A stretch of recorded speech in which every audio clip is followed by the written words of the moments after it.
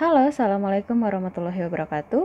Selamat datang di video pembelajaran praktikum perkantoran Unit Pengembangan Akademik Administrasi Bisnis. Kali ini kita akan membahas tentang penanganan surat.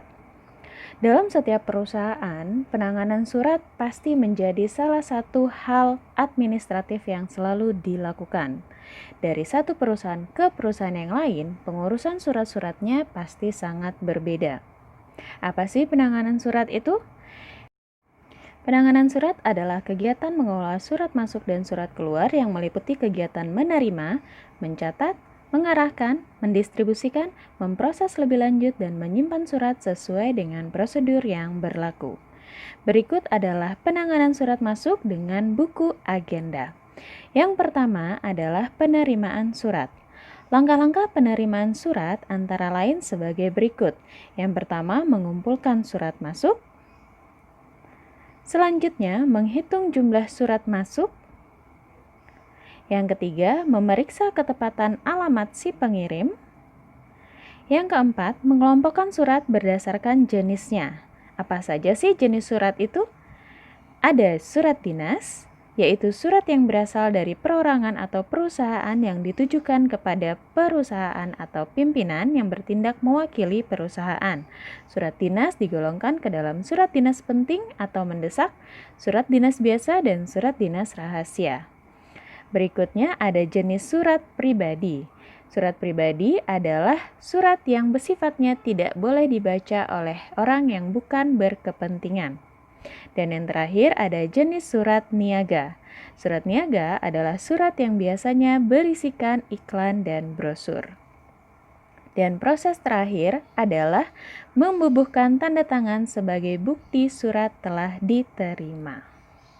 Dan tahap kedua dalam penanganan surat masuk adalah penyortiran surat.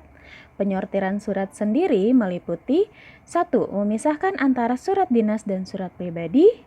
2. Menggolongkan surat dinas berdasarkan keamanan isinya antara lain surat rahasia, surat konfidensial, dan surat biasa. Yang ketiga, mengelompokkan surat yang memerlukan penanganan khusus. Langkah ketiga dalam penanganan surat masuk adalah pencatatan surat. Kegiatan dalam pencatatan surat meliputi membuka dan membaca isi surat serta menuliskan pokok surat. Di mana menuliskan pokok suratnya? Menuliskannya ada di lembar pengantar. Yang kedua, memeriksa lampiran, apakah surat tersebut ada lampirannya atau tidak. Yang ketiga, membubuhkan tanggal dan paraf penerima surat di lembar pengantar. Dan yang terakhir, mengagendakan surat masuk ke dalam buku agenda tunggal atau buku agenda kembar. Berikut adalah gambar dari buku agenda tunggal dan buku agenda kembar. Di dalam tampilan buku agenda tunggal dapat kita lihat kolom sebagai berikut yang terdiri dari nomor, yaitu nomor urut, tanggal terima, tanggal kita menerima surat, ada nomor agenda, yaitu nomor agenda surat masuk keberapa yang sedang kita tangani. Lalu ada tanggal surat, berarti tanggal yang ada dalam surat yang kita terima. Nomor surat adalah nomor di dalam surat yang kita terima. Lampiran, jika surat tersebut ada lampirannya. Hal, yaitu perihal surat tersebut apa. Diteruskan ke, diisi dengan untuk siapa surat tersebut ditujukan. Dan keterangan jika ada hal-hal lain yang memang urgent dari surat tersebut. Buku agenda tunggal digunakan oleh perusahaan yang cukup banyak melakukan kegiatan korespondensi, sehingga harus dipisahkan buku agenda masuk dan buku agenda keluar. Berikutnya adalah buku agenda kembar. Buku agenda kembar adalah buku yang digunakan untuk mencatat surat masuk dan surat keluar dalam unit tertentu. Jadi dalam satu buku ini, surat masuk dan surat keluar digabungkan. Dari tampilannya bisa kita lihat ada kolom nomor, ada tanggal diterima, berarti tanggal diterimanya surat tersebut, nomor agenda, agenda keberapa atau nomor urut keberapa kita mengerjakan surat itu, diterima dari, jika suratnya adalah surat masuk, dikirim kepada jika suratnya adalah surat keluar. Lampiran, seperti biasa dicek apakah suratnya ada lampiran atau tidak.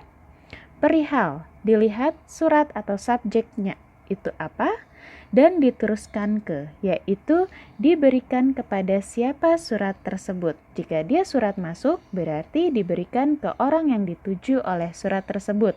Jika dia surat keluar, berarti diteruskan kepada orang yang mengesahkan surat tersebut agar bisa keluar. Dari kedua buku agenda ini dapat dilihat perbedaannya. Yang pertama, agenda tunggal, ada tanggal surat dan nomor surat. Jika dia adalah agenda tunggal untuk surat masuk, berarti tanggal surat yang ada di dalam surat masuk dan nomor surat yang ada di dalam surat masuk. Berikutnya, kalau untuk agenda kembar, perbedaannya adalah terlihat di kolom terima dari dan dikirim kepada. Kolom ini menandakan bahwa agenda ini digunakan untuk surat masuk dan juga untuk surat keluar. Proses keempat dalam penanganan surat masuk adalah pengarahan surat. Surat masuk yang sudah diagendakan ke dalam buku agenda perlu diarahkan agar lebih jelas kepada siapa surat tersebut diarahkan dengan disertai dengan lembar disposisi. Lembar disposisi adalah lembaran yang disediakan oleh agendaris untuk membubuhkan perintah pimpinan yang berisi tentang saran, tanggapan, instruksi setelah surat dibaca oleh pimpinan. Kemudian surat tersebut disampaikan kembali kepada sekretaris atau kepala tata usaha, selanjutnya diteruskan kepada unit pengolahan untuk diproses sesuai dengan disposisi tersebut. Lembar disposisi digolongkan menjadi dua. Yang pertama adalah disposisi langsung, yaitu pimpinan menulis langsung disposisi atau perintahnya di dalam surat masuk tersebut. Dan yang kedua adalah disposisi tidak langsung, yaitu ada lembaran sendiri untuk menuliskan disposisi pimpinan. Dan lembaran tersebut sudah disediakan oleh agendaris. Berikut adalah bentuk lembaran disposisi tidak langsungnya. Dapat kita lihat dalam lembaran disposisi tidak langsung ini, dan terdapat beberapa kolom yang dapat diisi. Dari baris kedua ada kategori rutin, penting, rahasia. Berarti untuk surat tersebut masuknya ke dalam kategori apa? Kita tinggal checklist. Jika dia adalah surat rutin, maka kita checklist rutin. Jika dia adalah surat penting, kita checklist penting. Jika dia adalah surat rahasia, berarti kita checklist rahasia. Di baris berikutnya ada nomor agenda, tanggal, dan tanggal penyelesaian. Untuk nomor agenda didapat dari nomor urut keberapa surat tersebut dilakukan atau ditangani, dan tanggalnya adalah tanggal surat tersebut masuk. Untuk tanggal penyelesaian, berarti tanggal berapa surat tersebut selesai digunakan setelah menyelesaikan instruksi-instruksi yang ditulis oleh pimpinan di lembar disposisi. Di baris berikutnya ada perihal, tanggal surat, dan asal surat. Perihal berisi subjek surat tersebut. Tanggal surat berisi tanggal yang ada di dalam surat tersebut, dan asal surat berarti alamat surat tersebut berasal. Berikutnya ada kolom instruksi informasi, berarti kolom pada saat pimpinan memberikan perintah akan surat tersebut dan diteruskan kepada. Untuk siapa perintah tersebut diberikan, dituliskan di kolom diteruskan kepada. Dan terakhir adalah kolom catatan, yaitu hal-hal yang belum terkait di dalam surat tersebut yang memiliki tingkat urgensi. Sebagai contoh untuk pengisiannya, jika dalam perusahaan menerima satu surat masuk dari salah satu karyawannya, surat tersebut adalah surat pengunduran diri atas nama Agung. Surat tersebut diterima oleh sekretaris yang nantinya akan diberikan kepada manajer HRD dilengkapi dengan lembar disposisi. Setelah manajer HRD membaca surat tersebut, manajer HRD memberikan perintah-perintah akan surat tersebut yang nantinya dituliskan oleh sekretarisnya. Surat tersebut dipilih untuk kolom penting. Kenapa penting? Karena surat tersebut menyangkut sumber daya manusia perusahaan itu sendiri dan keberlanjutan penggantian karyawan. Berikutnya, untuk pengisian nomor agenda disesuaikan dengan pengisian nomor di buku agenda yang sudah dituliskan oleh sekretaris, baik di agenda tunggal maupun di agenda kembar. Tanggal diisikan kapan surat tersebut diterima. Untuk perihal diisikan perihal surat tersebut, yaitu pengunduran diri. Untuk tanggal surat diisikan tanggal yang ada pada surat masuk tersebut. Dan asal surat diisikan dari mana surat tersebut, berarti dari karyawan atas nama Agung. Selanjutnya, untuk kolom instruksi diisikan perintah dari manajer HRD tersebut akan surat itu. Apakah perintahnya mengisi jabatan yang kosong atau menyelesaikan pembayaran untuk karyawan tersebut atau menyelesaikan BPJS dan beberapa perintah-perintah yang terkait dengan pengunduran diri atas nama Agung. Lalu diteruskan kepada ini maksudnya perintah itu untuk siapa saja. Jika perintahnya untuk mengisi jabatan kosong, berarti diperintahkan kepada admin HRD atau bagian pelatihan HRD atau bagian rekrutmen HRD untuk merekrut karyawan baru. Jika perintahnya itu adalah penyelesaian penggajian, berarti diteruskannya kepada bagian keuangan. Jika perintahnya penyelesaian administrasi BPJS Kesehatan maupun Ketenagakerjaan, berarti diteruskan surat tersebut kepada administrasi HRD. Langkah kelima adalah penggandaan surat. Penggandaan surat dapat dilakukan dengan berbagai teknologi yang ada. Yang pertama menggunakan fotokopi. Surat yang ada di fotokopi digandakan sesuai dengan kebutuhan. Yang kedua adalah printer. Jika surat tersebut berbentuk surat digital, untuk mengarsipkannya harus digandakan dengan menggunakan printer. Yang ketiga, bisa menggunakan mesin scanner. Mesin scanner digunakan apabila surat yang diterima adalah surat fisik dan ingin disimpan dalam bentuk elektronik. Maka surat tersebut dipindai di mesin scanner untuk disimpan menjadi arsip elektronik. Yang terakhir ada mesin stensil. Mesin stensil ini gunanya sama dengan mesin fotokopi, yaitu menggandakan surat masuk berbentuk fisik.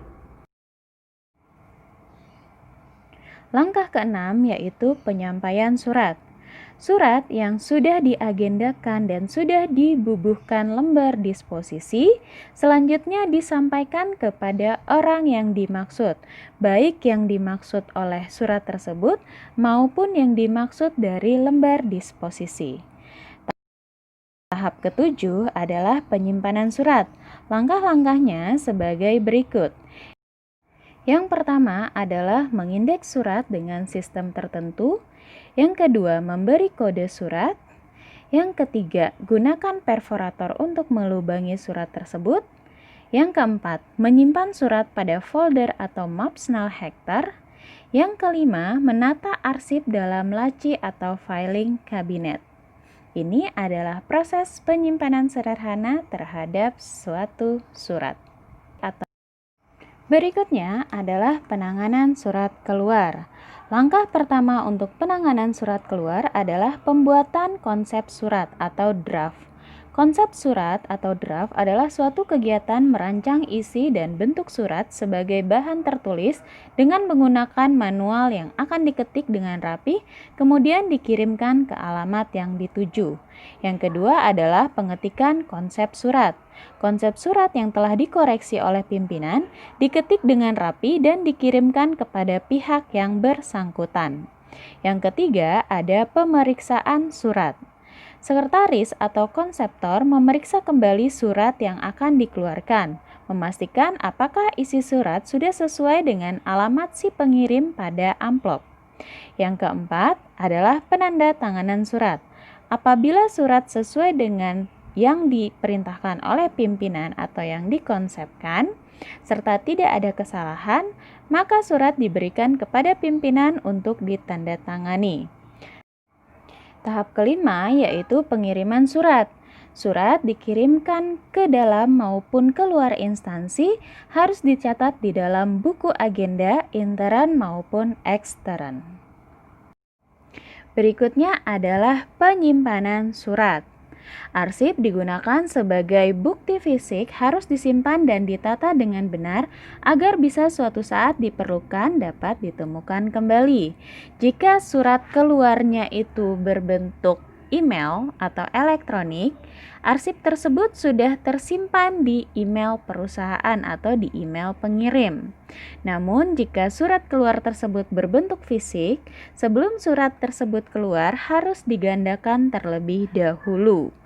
Penggandaan surat tersebut nanti disimpan di dalam lemari arsip.